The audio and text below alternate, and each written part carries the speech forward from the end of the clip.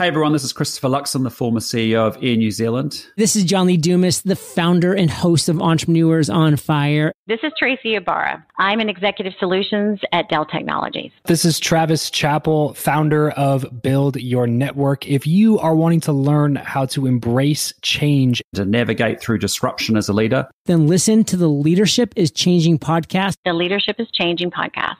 the Leadership is Changing podcast with my good friend, my very good friend, Denise Giannoutsos. Welcome to Leadership is Changing. Each week, we and our guests provide information and insights through exploring leading change. This is taking your leadership to another level by finding the balance between executive excellence and personal well-being through stories that inspire real change. It's time to adapt in our fast-moving world when leadership is changing with your host, Denise Giannoutsos.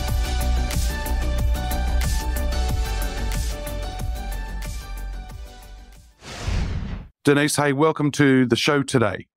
Thanks, Dennis. I'm so glad to be here and to be with you again, having gone back as far as our careers at Electronic Data Systems, EDS, together. So glad to be here. Awesome. Hey, great. Thank you. Hey, so Denise, I've just done a quick introduction about you. So why don't you share a little bit more about your background? Sure, Dennis, I'd be happy to. And I just wanted to mention how nice it is to be back in your company again, having had a history together when we both worked at Electronic Data Systems. So my career began as a secondary English teacher and history teacher when I first graduated from university. And then I was able to stay home for a couple of years when I had my children. When it was time to go back to the workplace, that's when corporate training was becoming a career option. And so I decided to take that option and explore the corporate realm. And at that point, I became a global trainer for first Xerox Corporation and then Electronic Data Systems when we became the outsourcing provider for Xerox. I was in that role as a trainer for EDS for several years. And at that time, I also helped establish the Women at EDS program, which was a global entity. And I was able to continue that role once we were purchased by Hewlett-Packard, and I stepped into a management of global trainers role for HP. I not only had the lead role of the Women at HP network, I also was responsible for developing their first ever Employee Network Council, where we awarded awards to those people who were very active as volunteers in the employee networks. And we also gave a number of grants to community groups. That's where my love for diversity and inclusion began. Flash forward to 2015, when I was able to join Atos Corporation, first as a trainer, and then I moved into the North America Diversity Officer role. From there, I moved quickly into the Global Diversity Officer role, which I have been in now for a little over 3 years. And I would, say that it's been an exciting journey, a journey with many twists and turns. But I was always able to fall back on those transferable skills that I developed at a younger age. And I'm thrilled to be where I'm at now and feel like I'm the luckiest person in the world. Excellent. Wow, that sounds like a really, really cool role that you've had and journey, which is really good. Yeah, okay. It's been wonderful. Denise, here's a question for you, and that is, who is your favorite leader? Now, this person could be alive or from history. So who's your favorite leader and why?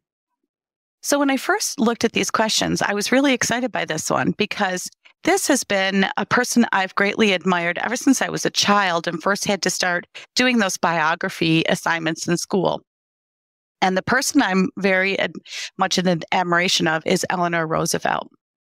There's a lot of reasons for that. She's been called all kinds of different things through the years, but President Truman said it very well when he called her the First Lady of the World. She really had a lifelong passion for humanitarian efforts and was really very instrumental in helping the UN get its start. The legacy of her words and her work appears in the constitutions across many different nations. And still, her presence is felt in some international laws that protect the rights of men and women across the world. I was fascinated by her story, as the wife of FDR during the very critical years in the United States where this country needed strong leaders. And the fact that she started the first radio broadcast as a first lady for the women of the United States during the Depression, offering them really practical advice on how they could become more financially solvent. And just that very stepping forward, stepping out of her comfort zone is something I've always really admired. And I have one quote of hers that kind of became my mantra. Do what you feel in your heart to be right, for you'll be criticized anyways. And so I think that's, a little bit act of bravery that all of us can take some, lessons from and try to apply when we find ourselves in those situations where we're afraid to take that next step forward. Yeah, so many people are afraid to take their next step forward. And I think it's just a beautiful quote because, a lot of people are afraid to take their next step because of what might other people say or being criticized or the fear.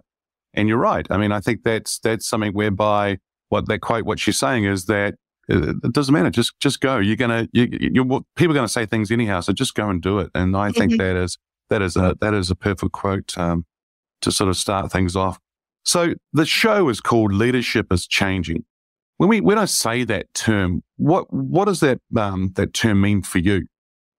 Boy, it means so many different things. I work in the tech space, and so it's about the fourth industrial revolution, the blurring of boundaries between physical, digital, biological worlds. It's 3D printing, it's genetic engineering, it's quantum computing, it's AI, it's, decarbonization, it's the pace of change.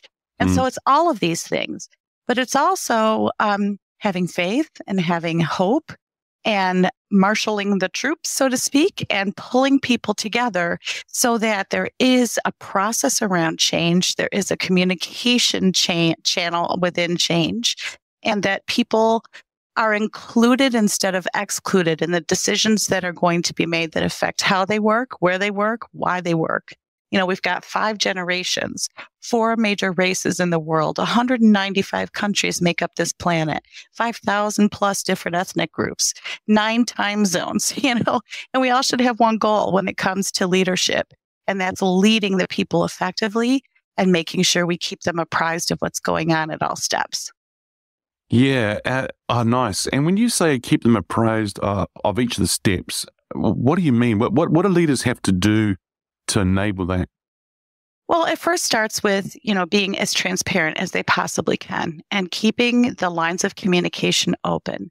It's using your IQ to show more EQ and making sure that people realize that you are, quote unquote, in the trenches with them going forward with the changes that are taking place. It's letting them know who they can turn to for support, what the websites are that they need to access the information from, which group of 5 is going to go first in this process, when will training take place, what resources will be available to them on the first day they log into this new tool, or whatever it is that shapes this change that they're dealing with. It's being inclusive. You talk about diversity and inclusion. You can be a company that's very diverse, having all of the right people in the right places from different backgrounds, different walks of life, ethnicities, races, creeds, etc. But that doesn't mean you're inclusive. That doesn't mean those people come into the office knowing that they're valued for what they do, that they are accepted for who they are, and that they have equal opportunities to thrive. And as a leader, unless you're providing that foundational safety net, so to speak, nobody's going to be comfortable with anything that's happening. And so you really have to always have that at the forefront of what you do. And do you feel that, in your opinion, watching leaders around the world in different organizations, we talk about diversity and inclusion. Diversity seems to get a lot of sort of press, if I can put it that way. The inclusion, I think, sometimes gets forgotten, or it's sort of, because it's always the D&I, and it's sort of the I sort of gets left behind. Is that what your thoughts and your experience has been, and what can we do around that? Such a great question, and one that is becoming more and more important, as you point out. Yeah, you're absolutely right. We started off, with best of intentions in every entity across the world that we were going to become more diverse. But again, that didn't mean we were focusing on that inclusive piece so that people feel like they belong. Sometimes these roles are called diversity, inclusion, and belonging, diversity and inclusion and equity. So you kind of get the gist of where I'm going here, that we have had to make a shift over the past few years from saying, yeah, we have sexual harassment training. Yeah, we have anti-discrimination training, and that's our diversity program. Well, you and I both know that that's not going to be enough, no matter what the company is that says these things. So it's getting beyond the checkbox to making sure that as people are being interviewed and screened for interviews, that we're taking into consideration that we want our employee base to be a reflection of what society looks like. When I walk down the sidewalk, I don't know about you, if I look around, I don't see people who look exactly like me from my exact age group wearing the exact same kind of clothes as I am. I see very different people around me. And that's what we need to have more of in the workplace. And, this is the first time in the history of the working world where we actually have 5 generations in the same building at the same time. So we have to be representative of the generational balance. We want to be representative of the gender balance and people of color and people of all different walks of life in leadership roles. And that's what's been changing over these past 5 to 10 years, wherein leaders are having to pull their thoughts together around what it means to be an inclusive leader, what it means to provide equitable opportunities, and what it means for them and for their teams and for the company if they are able to pay attention to all of this and hire the right people at the right time. When you talk about the 5 generations in the building right now, this is sort of really quite interesting to hear that. Mm-hmm. When you say the 5 generations in the building right now, all those generations will want things different from leadership. So in general, though, what do you think they want in leadership? They want that opportunity to be heard and to be respected and to have the chance to stretch themselves. They want a leader who will, really make them aware of what the team metrics are that they should be living up to, and keep them informed as to where they stand within the team hierarchy. Mm. They also want a leader who is going to go to bat for them, speak for them and be on their behalf when there's opportunities for advancement or for additional learning programs that have to be nominated by a leader. And then obviously they want to make sure that that leader is paying attention to what they have done successfully and celebrating it. Too often someone goes the extra mile and yet nothing is ever said about it. And that's such a deflating thing for an individual. It makes them feel like, why did I do all that? Why did I stay here late or come in early or, work over the weekend when nobody even acknowledged what I did? So leaders have to be willing and able to praise when it's right, to give considerate amounts of feedback that were not necessarily required in generations previously, and to really keep that line of communication open so that people really know that the open door policy, which has been touted for the last 30 years, is a reality. Yeah, cool. And I think the big thing I'm hearing is that recognition or that celebrating even success at times. And I don't know, I don't think it costs leaders much to actually recognize somebody. Just a few words to say, well done, or, recognize them maybe in front of their peers, in front of others, if not just on a one-on-one basis. But it doesn't cost anything. But then again, leaders sort of struggle to do it. They're on to the next thing that they've got to get on with, another project, and we're just got to get on with things, right? And it's just like, well, hang on a sec. Can we just take some stock and do some celebration here and recognize people? Because that has massive weight in helping people move forward. Oh, absolutely. And we all have read the articles where it talks about how a person who feels appreciated always goes above and beyond. And when you acknowledge their knowledge and their experience and their efforts, they become your ally. And then when change does have to take place within the organization, they'll be on your side of the change instead of one of those naysayers, because you have shown them that you respect them and they respect you in turn. Sure. I've lived in Dallas for the last 24 years, but I think, as most people will be able to tell, I didn't grow up here. I grew up in the north of England and started my career as a consultant with Bain & Company, moved to Dallas in 1996, which seems like an awful long time ago. And after a couple of small startup companies after that, I went to work for EDS, which is how we met, and then left there about 10 years ago after the acquisition by HP and started my own consulting company. I wanted to become an entrepreneur. I wanted to be accountable for the results that I delivered and the decisions that I made. And so I started a company called Consenter. Given my British background, obviously it ends with RE rather than ER. And then I also am a part owner in an eco-friendly dry cleaner in Austin called EcoClean. And I love the combination of those two businesses. I learn from both of them pretty much every day. Yeah, great. And so what was it like for you to leave the corporate world, if I can put it that way, to even still be in the corporate world, but go into your own business or businesses as you just shared there? What was that transition like for you? It's a while ago now, but it was, I think it was a little scary at the time.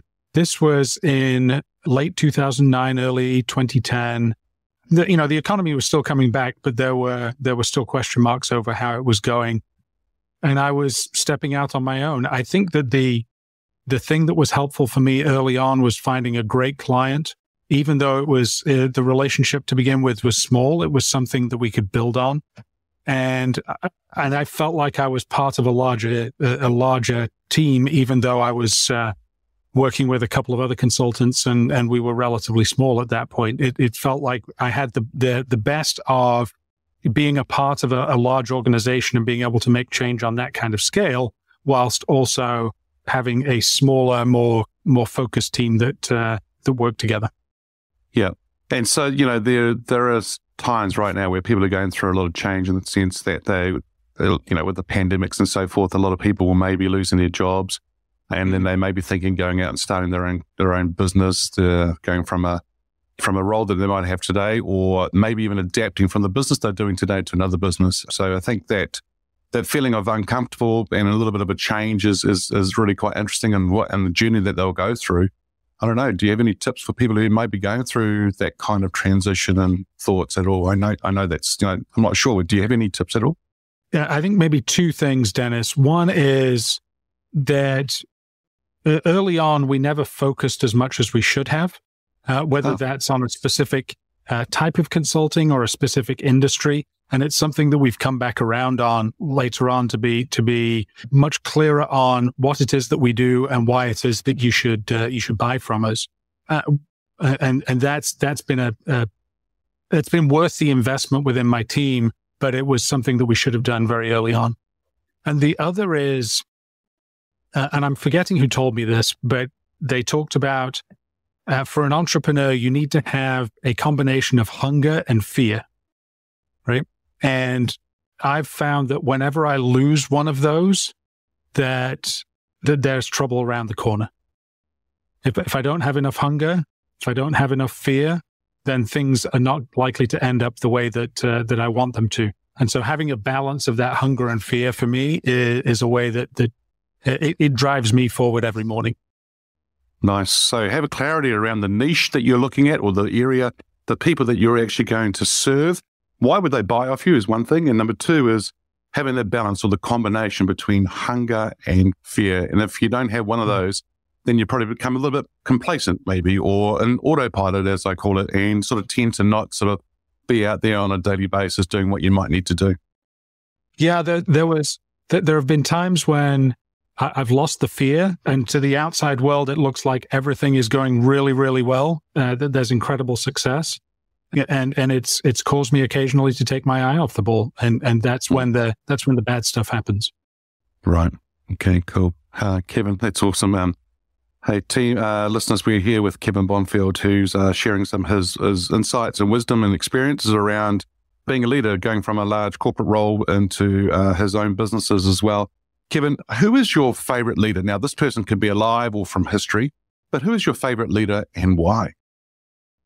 So this to me is actually an incredibly challenging question. And because I've worked for what I think are some fantastic leaders, and let's just say I've worked for some not fantastic leaders as well. And then being a consultant, I get to see it almost from a displaced perspective. So I think I have a fairly well-tuned view of it, but as a result, I'm not going to go with anybody who I've worked with or who is alive today. The person whose leadership I find incredible is a Polish guy named Witold Pilecki. And his story was lost for decades, and it's only really come back up over the last couple of years. There's a book called The Auschwitz Volunteer, and he was a member of the Polish army, and he volunteered to go into Auschwitz to basically start the revolution from within the camp. And when he came out, he wrote a book, and it was basically kind of a report out to his superiors who didn't believe him because it was so incredible, lost the book, and it was only recently that it came back to light. But to me, there's a story he tells where he is so cold and wet, and he's in the middle of the grounds. He's in a terrible position, right? But he's found his purpose in life. He's found where he's supposed to be, and he's working with the people that he needs to work with to both help them survive, but then also to give them purpose as well. And I just think that combination of having a vision, being clear on his purpose, making an impact, and doing it in a place where there's no formal structures where people have to listen to him. He's having to do this all with the strength of his personality and his persuasion. And if it goes wrong, then he's likely to die. I think that he is one of the most incredible leaders that I have come to know. Yeah, sounds like a very committed leader who had a vision, clear on his purpose, but also making that impact. And yeah, what a wonderful leader. That sounds like going out there and putting things out for, on the line, and he could have ended up not surviving. And so, yeah, really interesting. So wonderful. I mean, really interesting how that book's come out, and again will come out now because it was lost. And so, yeah. So what's the title of the book again? The one that I've read is The Auschwitz Volunteer. I think that there's a follow-up that's coming. The Auschwitz Volunteer is very much just his report out. I think that there's a follow-up that is more about his life. But the one that I've read is The Auschwitz Volunteer, and it's a fantastic book, just in its rawness, right? Because it's him talking. Yes. Yeah. No, great. I actually thought you were going to talk about a cricket player, an English cricket player, and I thought, oh, lucky you didn't mention that. So I thought that was all good. Hey, Kevin, the name of the show is Leadership is Changing. And what is, when I say that statement, what does that mean for you?